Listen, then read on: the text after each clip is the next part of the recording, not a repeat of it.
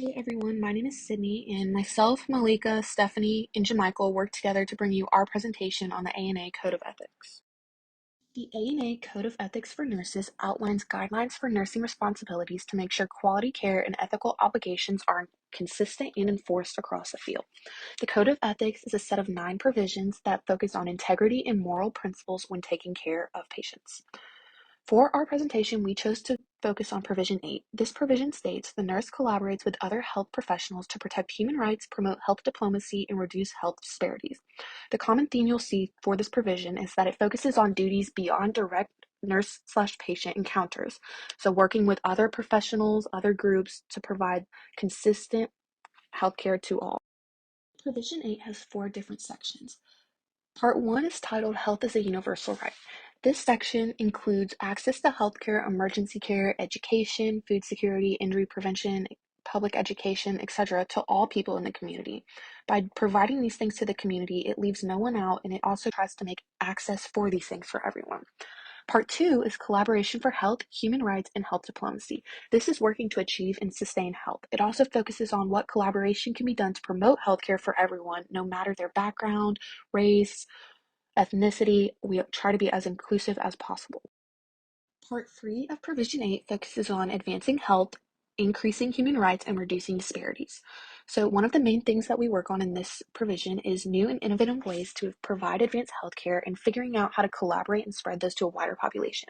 It's also important to create public education groups with other organizations, collaborate to address health barriers such as language barriers, and working to target these to all populations globally. Part 4 is collaboration for human rights in complex, extreme, and extraordinary practice settings. So this focuses on morals and human rights violations, and also working with others to figure out the best form of treatment, the best way to reduce disparities, and working with emergency management. There are 4 principles of healthcare ethics. Number 1, respect for autonomy. Number 2, non-maleficence. Number 3, beneficence. Number 4, justice. Number 1, the respect for autonomy. To respect a person's freedom to choose what's right for them is to respect their autonomy. This is seen in Provision 8 through Provisions 8.1 and 8.3. 8.1 is that health is a universal right.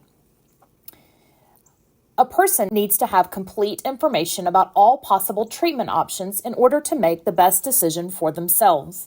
This can be difficult when a person cannot read, maybe they're deaf, they do not speak the same language as the provider. Nurses can assist with this by collaborating with other people, such as interpreters or those who can help the illiterate. When people have access to multiple treatment options, they have the most information to make the best decisions for themselves. Some treatment options may not be possible due to location or expense. Provision 8.3 says that a nurse has the obligation to advance health and human rights and to reduce disparities. Nurses can work with care coordinators to assist patients in assessing services. Non-maleficence, the principle of doing no harm. This can be seen in Provisions 8.2 and 8.1. A nurse can practice non-maleficence by the avoidance or the minimization of intentional harm. This can be done through providing care and treatment to patients that is safe and morally right, making sure to verify medications, treatments, orders, etc. with the patient and the MAR before administration. The nurse can also work to provide safe, effective, and high-quality care. Multi-specialty rounds allow for coordination of a patient's care. They can include the pharmacy, PT, OT, and speech therapy, a care coordinator, a variety of physicians that are seeing the patient, respiratory therapy, etc. A nurse can also coordinate continuing education for healthcare professionals that might not otherwise have access to the best practices. Principle 3, beneficence, is the idea that all choices for a patient are made with the intent to do good. This can be seen in Provision 8.1, 8.2, and 8.3. Nurses can work to decrease disparity by providing access.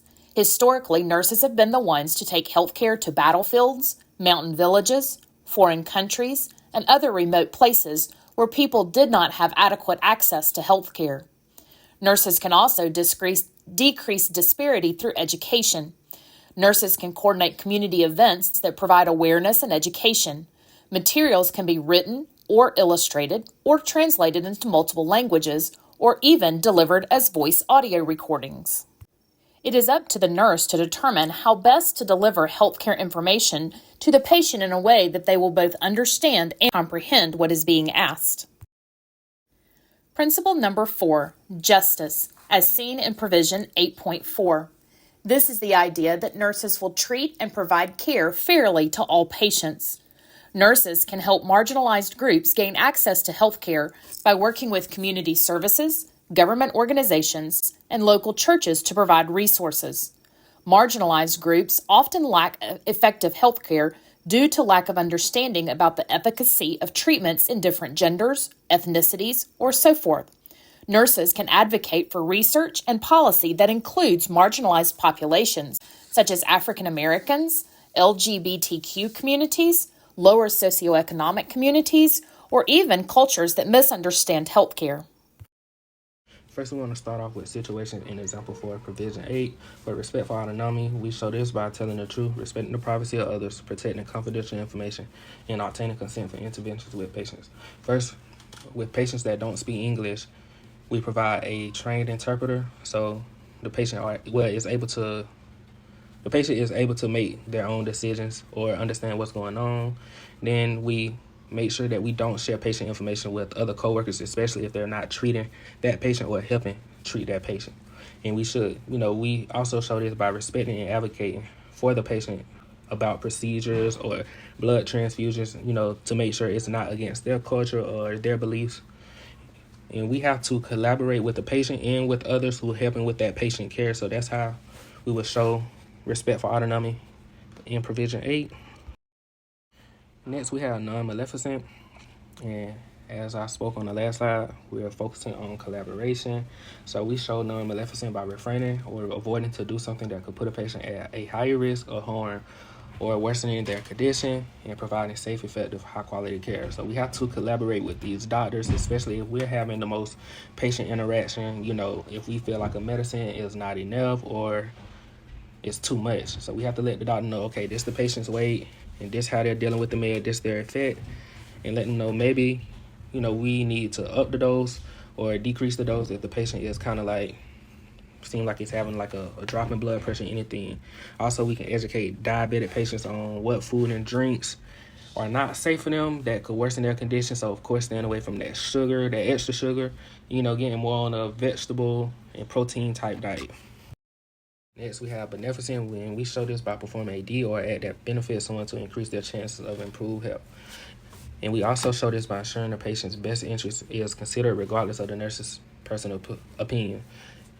As I mentioned earlier, we're focused on collaborating with other health professionals, so we can also encourage health professionals to be organ donors or to donate blood for other resources and solutions to health problems that cannot be treated any other way. This is putting another patient's health in their best interest just by getting somebody else to donate blood or any type of organ. We can also do this by coordinating community resources to provide a free health fair that does diabetes, hypertension, and dental screenings in a lower socioeconomic neighborhood. And we collaborate this to not patients, but anybody around the world, just still putting their health in the best interest, regardless of how we feel, what we think. And we also show this by not denying a patient care or treatment due to their religious beliefs in terms of medical care. So no matter what a person believes in, we still have to provide them care in some type of way, find an alternative. And an example of this is Jehovah's Witness. Lastly, we have justice. We show this by respecting the patient's age, ethnicity, economic status, religion, and sexual orientation. And also we show this by providing an equal share to each person according to their need and give the appropriate effort according to their condition. So how we contribute to that condition of helping them get better. For an example, if we were juggling multiple patients, you would not provide better care based on who has the best insurance.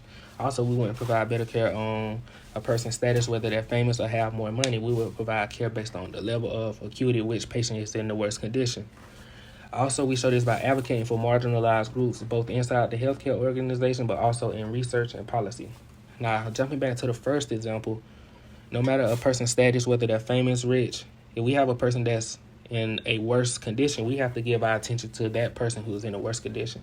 And they may not have as much money, or they may not be as known. So we have to collaborate with other nurses and let them know, okay, so just because this patient isn't famous, we still have to give this patient the appropriate care, or, as we would to the person that's famous. That's how we show collaboration within Provision 8 on justice. The American Nurses Association created the Code of Ethics and Provisions in order to, and I quote, provide a succinct statement of ethical values, obligations, and duties of every individual who enters the nursing professions. Heggs, 2015. The Code of Ethics acts as a guideline for nurses on making appropriate ethical decisions in order to provide all patients with high-quality care. In this case, the main part of the Code of Ethics is the focus on Provision 8. The nurse collaborates with other health professionals to protect human rights, promote health diplomacy, and reduce health disparity. Each provision highlights its own guidelines, all of which work together to provide the best outcomes for patients and the community. Remember that health is a human right, and it is the nurse's role to collaborate with others through actions of benevolence, such as providing high-quality health care and patient education, non-maleficence by avoiding med errors and ensuring no harm is done to the patient, respect for autonomy by ensuring the patient's voice is heard and encouraging the patient to make decisions such as their own advance directive or patient education through care. And the last is justice. By treating all patients equally, the nurse is doing their best to reduce disparities and globalize patient care. It is important for nursing students to understand the Code of Ethics and learn ways to implement its goals and its ideas as we work through clinical setting and make our way into being registered nurses.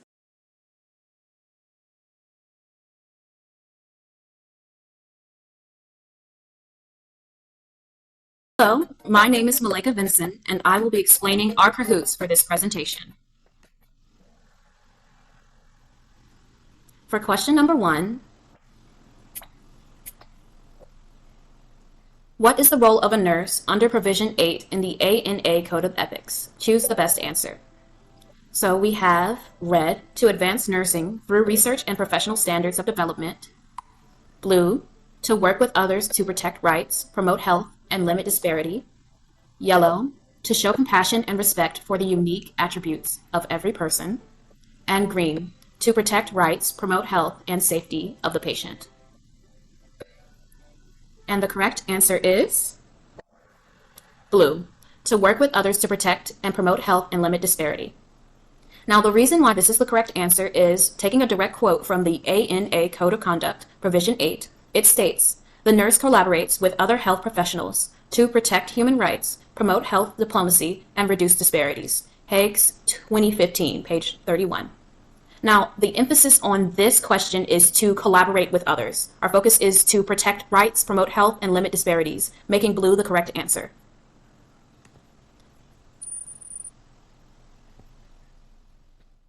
According to Provision 8, which ethical framework is used when dealing with emergency management? Our answers are red, deontology, blue, virtue ethics, yellow, utilitarianism, or green, benevolence. If you chose yellow, utilitarianism, you are correct. Now, the reason that yellow is correct for answer 2 is because during emergency situations, the focus of nurses is on healing the most amount of people as efficiently as possible. Following the Provision 8 teachings, the nursing goal is to collaborate with other organizations and healthcare workers to promote health of all patients. Now, on this slide, we have an example of utilitarianism with Provision 8 as a framework. This is from a scholarly article from Emanuel et al. Called The Fair Allocation of Scarce Medical Resources in Time of COVID-19. This was made in 2020. In this article, it explains that the nurse's role during COVID and what actions nurses took to maximize benefits during this period of turmoil. Nurses worked with other organizations and healthcare providers to streamline healing practices by mobilizing more ventilation beds, once the previous person reached sufficient stabilization, opting for treating patients by severity rather than first come, first serve, educating patients along the CDC guideline on proper social distances, COVID precautions, and procedures. These were all done to limit potential risk of spreading COVID and maximizing the best possible care in situations where nurses, resources, and support were shorter than ever. In our next question, based on the previous scholarly article, which action taken by nurses best shows justice and reduces disparities? We have red, nurses treating patients at first come, first serve. Blue, nurses treating both COVID and non-COVID patients with high quality care. Yellow, nurses educating patients on social distancing to reduce the spread of COVID. Or green, nurses giving other sick health workers priority for ventilation. And the correct answer is blue. Nurses treating both COVID and non-COVID patients with high quality care.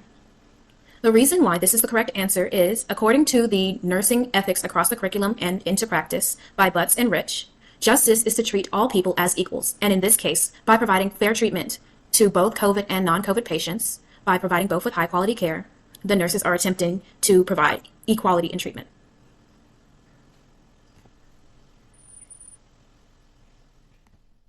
True or false? Work nurses during the pandemic were more likely to make med errors. This sentence is non-maleficence. Is this true or false?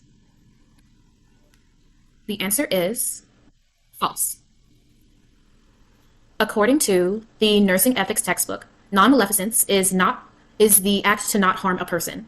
Making med errors shows that the nurses were in fact harming their patients by either giving incorrect doses, giving the medication at the wrong time, or giving the medication to the wrong patient.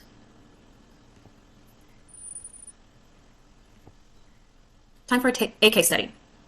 80-year-old Timmy Tommy arrived at the hospital today after suffering a transient ischemic attack. Timmy is an illegal immigrant and is not a native English speaker. Timmy struggles to communicate with his healthcare providers. His doctors are worried about his risk of stroke. Taking this information into account, follow the next series of questions as it relates to Provision 8 of the ANA Code of Ethics. Timmy's nurse believes that being an illegal immigrant should prevent him from being treated. What does this go against? Red, benevolence. Blue, confidentiality. Yellow, paternalism. Or green, the patient's right to refuse medical treatment. And the correct answer is red, benevolence. In this question, the nurse's personal biases shows that her thoughts go directly against benevolence, which in the Nursing Code of Ethics textbook is the intention to act in the best interest of the patient. This nurse believes that the patient should be refused treatment, and that directly goes against this ideology. The nurse's beliefs also goes against Provision 8.1, health is considered a human right. All people, regardless of personal bias, deserve medical treatment. And for our final question, Timmy now has a new nurse, Sarah. According to Provision 8, the best way to communicate would be red, communication isn't necessary for patient care. Blue, treat Timmy only based on vital signs. Yellow, collaborate with a certified hospital translator. Or green, speak slower so that Timmy can better understand the nurse. And the correct answer is yellow, collaborate with a certified hospital translator. Now remember in Provision 8 that a goal of nurses is to collaborate with other professionals in order to reduce disparity in treatment and protect patients' rights. If a patient is unable to understand what is going on in their treatment, or they are unable to consent to what is being done to them, because the patient is in this scenario, and because of the external factors that could cause disparities, it is a nurse's role to work with others to remove or eliminate the source of the disparities and to improve patient care. In this case, Timmy would need to communicate through a hospital translator, and the items that he would need to communicate would be his pain levels, pre-hospitalized condition, family history, and to receive education about his increased risk of having a stroke. And that is all for our Kahoot!